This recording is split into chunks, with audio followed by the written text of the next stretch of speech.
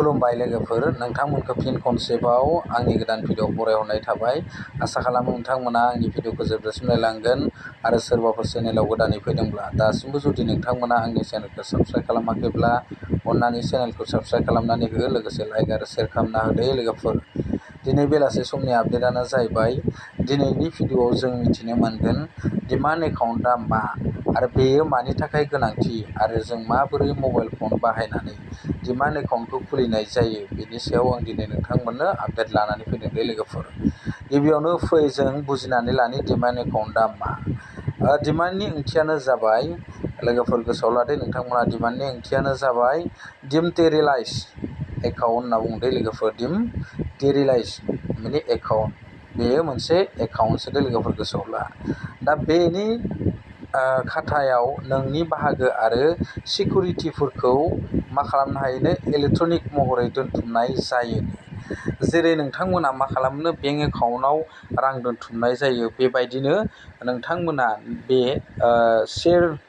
शेयारफोरखौ माने डिमान्ड एकाउन्टआव दोनथुमनानै लानो हायो। माने नोंथांमोना जेरै बेंक एकाउन्टआव जिखि बेंक एकाउन्टआनो जा, SBIआनो जा बा इउनिटेड इउक' जेरावखि नोंथांमोना जेरै फैसा दोनो, बे डिमान्ड एकाउन्टआवबो बेबायदिनो फैसाखौ जमा दोननो हायो दे लोगोफोर। नाथाय बे डिमान्ड एकाउन्टआव फैसा दोननाया एसे आलादा रोखोमनि जायो दे लोगोफोर, एसे आलादा रोखोमनि जायो।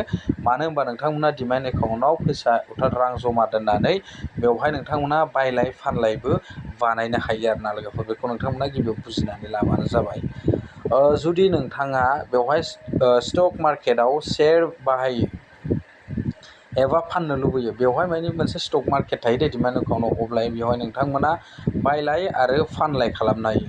अब्ला सरासनस्रायै नोंथांनि डिमान्ड एकाउन्ट आरो ट्रेडिं एकाउन्टआ मोननैनिबो नोंथांमोना मा जागोननो, बेवहाय मा जागोननो डिमान्ड एकाउन्ट आरो ट्रेडिं एकाउन्टनिबो मोननैनिबो मा जागोन गोनांथि जागोन। बे डिमान्ड एकाउन्टखौ खुलिखांनायनि उनाव नोंथांमोना बेवहाय ट्रेडिं एकाउन्टबो नांगोन आरो। माने नोंथांमोना जेब्ला बे डिमान्ड एकाउन्टखौ खुलियो बेनिफ्राय बायलाय फानलाय खालामनो थाखाय नोंथांमोना मोननैखौबो नांथारगोन दे, डिमान्ड एकाउन्ट आरो ट्रेडिं एकाउन्टखौबो लोगोफोर गोसोआव लाखा। नोंथांमोना बेवहाय फैसा जमा दोननानै बायलाय फानलाय माने शेयार खालामबाय थानो हायो आरोना लोगोफोर, गोसोआव ला। नोंथांमोना बेवहाय बांसिन आर्निं जायो। नाथाय बेवहाय मा जायोनो, नोंथांमोननि जि एकाउन्ट, जि SBI एकाउन्टआनो जा बा इउनिटेड इउक', बेफोराव नोंथांमोना फैसा जमा दोनोब्ला नोंथांमोना बेनिफ्राय एसेबां नांगौबायदि मुलाम्फा मोना। नाथाय नैबे डिमान्ड एकाउन्टखौ खुलिनानै लायोब्ला नोंथांमोना बेवहाय बायलाय फानलाय खालामनो हायो आरो बेवहाय नोंथांमोना मा जायोनो, डिमान्ड एकाउन्टखौ खुलिनाय लोगो लोगो नोंथांमोना ट्रेडिं एकाउन्ट माने मोननैनिबो माने गोनांथि जानानै फैयो आरोना लोगोफोर। दानिया डिमान्ड एकाउन्टखौ माबोरै खुलियो, गिबियावनो आं नोंथांमोननो बेखौ फोरमायग्रोनोसै आरोना। बेवहाय नोंथांमोना डिमान्ड एकाउन्टखौ खुलिनो थाखाय सेभिंजों रेजिस्टार जानाय, माने नोंथांमोननि सेभिं एकाउन्टजों रेजिस्टार जानाय दालालि मावख'आरि एप एबा वेबसाइटखौ नोंथांमोना नायग्रोनानै लानो नांगोन दै, माने खेवनानै लानो नांगोन आरोना लोगोफोर, गोसोआव ला। बेनि उनावसो नोंथांमोना मा खालामनांगोननो, अपेन डिमान्ड एकाउन्ट बेबायदि लिरनाय नुयो दै लोगोफोर, गोसोआव ला। डिमान्ड एकाउन्टखौ खुलिनो थाखाय नोंथांमोना डिमान्ड एकाउन्टनि वेबसाइटआव थांब्ला बेफोरबायदि मोनगोन आरोना लोगोफोर। बेनि उनाव नोंथांमोना अपेन डिमान्ड एकाउन्ट बेबायदि नुगोन, बेवहाय साइन इन अपसन मोनसे नुगोन, बेवहाय नोंथांमोना क्लिक खालामबानो जाबाय। बेनि उनाव नोंथांनि मबाइल नाम्बार, पान कार्ड आरो गावनि जि फोरमानलाइफोर दङ बेखौ नोंथांमोना नोंनि सिनायथिखौ बेवहाय होग्रोनानै लानो नांगौ दै लोगोफोर। नोंथांनि फुल एड्रेस थानाय बेखौ बेवहाय होग्रोनानै लानो नांगौ। बेनि उनाव नांगौ जानाय नोंथांमोना डिमान्ड एकाउन्टआव जि आपल'ड खालामनाय समाव माने बेवहाय KYC भेरिफिकेसन बियो, बेखौ माने नोंथांमोना आबुं खालामथारनानै लानांगोन दै, क्लियार खालामथारनानै लानांगोन। अब्लासो नोंथांनिया डिमान्ड एकाउन्टआ माने अपेन जागोन आरोना लोगोफोर। बेवहाय नोंथांमोना खान्थि बायदियै जेरै आधार कार्डनि सायाव बिथा खालामनानै भेरिफिकेसन एबा भिडिअ भेरिफिकेसनबो माने खालामथारनो नांगोन आरोना लोगोफोर। भेरिफिकेसन फोजोबखांनायनि उनाव नोंथांनि एकाउन्टखौ मा खालामनांगोननो, भेरिफिकेसननि थाखाय जमा होनाय जागोननो। माने नोंथाङा भेरिफिकेसनखौ जेब्ला क्लियार खालामखाङो, बेनि उनाव नोंथाङा जेब्ला क्लियार जाखांबाय, बेनि उनाव नोंथांनि एकाउन्टखौ भेरिफिकेसननि थाखाय माने जमा होनाय जागोन, माने एक्टिभ खालामनाय जागोन आरोना लोगोफोर।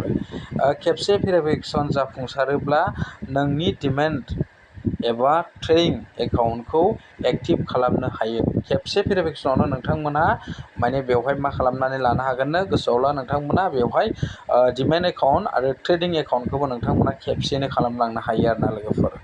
गोनांथार एकाउन्ट खुलिनायनि सिगां नोंथांमोना मोनसे खोथाखौ गोसोआव लाग्रोखा, दालाल एबा AMC थामहिनबा बोसोरारि सामलायनायाव मासुल माने जमा दोननाय रांनि बिबां, बेबायदि लेनदेन बेसेन आरो गुबुन बाहायजाथाव मासुलफोरखौ मोजाङै नायनानै लाखानांगोन दे नोंथांमोना। बेवहाय जुदाय मुदाय खामानि मावब्ला बेवहाय डिमेट एकाउन्टआव नोंथांमोना बे शेयार आरो बायलाय फानलाय नोंथांमोना बानायनो हानाय नङा।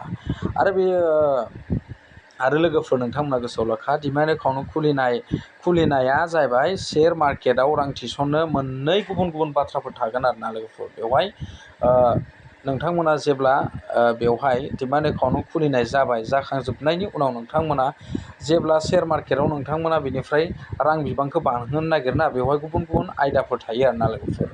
रां थिसननायनि सिगां नोंथांमोना मा खालामनांगोननो, खैफोदफोरखौ बुजिनाया जोबोर गोनांथार। नोंथांमोनहा जानला मेला बेवहाय नोंथांनि रांखौ इनभेस्ट खालामनानै माल बेसादखौ बायनानै नोंथांमोना बेवहाय शेयार खालामबा जानाय नङा दे लोगोफोर। बेखौ नोंथांमोना बुजिनानै लाखा।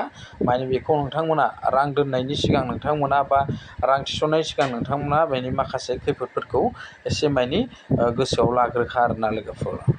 बेखायनो नोंथांमोना बेवहाय बा जायफोर बिथांमोना गोसो गुदुं जानानै दङ बे डिमेट एकाउन्टखौ खुलिनो, बा डिमेट एकाउन्टआव जि एसे हायो फैसा जमा दोननानै नोंथांमोना बेनिफ्राय बायलाय फानलाय खालामनानै नोंथांनि जि फैसा जमा दोननाय फैसाखौ एसे नोंथाङा माने गोजौ लेभेलाव माने एसेनिफ्राय बांसिन बानायनो जुदि सानदोंब्ला नोंथांमोना आं जेरै थिनदों बेबायदि बाथ्राफोरखौ नोंथांमोना गोसोआव लानानै खामानिखौ मावबानो जाबाय आरोना लोगोफोर। बेनि उनाव नोंथांनि खम फैसायाबो सानसे समाव गोबां बिबांनि जाहैनो हागोन दे लोगोफोर। बेखौ आं दिनै नोंथांमोननो फोरमायखाबाय। जुदि नोंथांमोना आंनि बे चेनेलखौ मोजां मोनदोंबा बा बे भिडिअखौ मोजां मोनदोंब्ला अननानै चेनेलखौ लाइक साबस्क्राइब खालामथार। जोबथारनायाव आं दिनैनि जिखिनि आपडेट, बे आपडेटखौ नोंथांमोननो होनानै आं दिनैनि सुंद' आपडेटखौ बेखिनियावनो फोजोबनाय जाबाय। गोजोन्थों, थेंक इउ।